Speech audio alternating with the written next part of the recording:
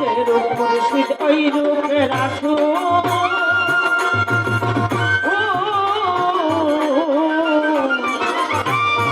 এই কথার নাই কোন ভুল কোথাও সে হয় ওরে এমন কথা লালন কয় না কোরআনে কয়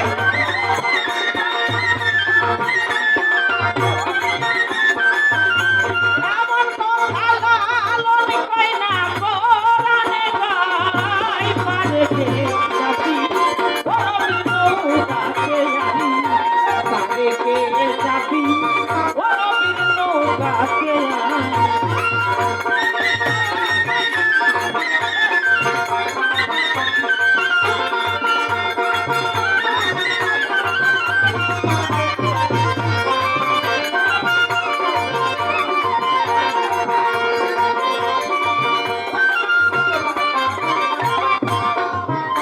এই গানটা কেন ধরলাম আমি বলে চাই নিরাপত্তা পালন করবেন আপনারা সবাই পারে কে যাবি নবীর নৌকাতে আমার আল্লাহ বিদায় হজের সময় স্বলক্ষ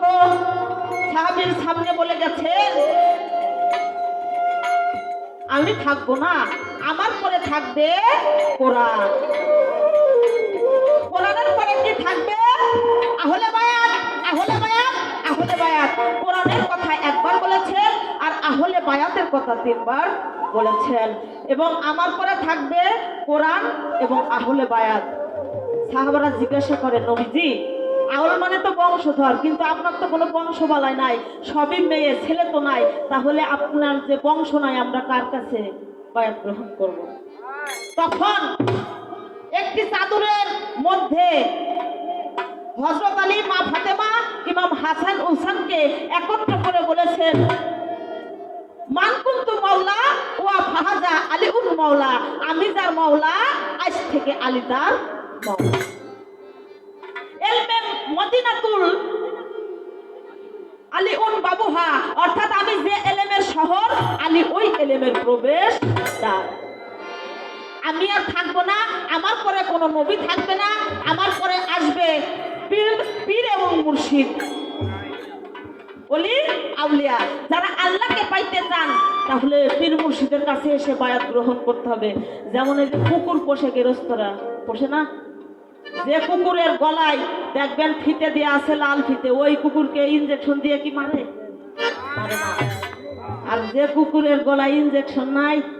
এই ইনজেকশন সরি মানে ফিতা নাই তাকে দেখলে কিন্তু ইনজেকশন দেওয়ার জন্য দৌড়াইয়ে বেড়ায় কি তাহলে আমার দয়াল নবীর আহলে বায়াতের ছায়াতলে যে ব্যক্তি আসলো তিনি মুসলমান হইল এবং ওই ব্যক্তি নাজাত পাইল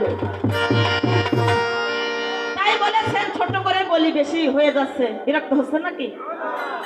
যেরূপ মুর্শিদ ওইরূপ রাসূল এই কথা নাই কোনো ভুল খোদাও সে হয় এমন কথা লালন কয় না আল্লাহর কোরআনে কয় পারে কে যাবি নবীর নৌকাতে আয় আমরা নবীকে মানি মানি না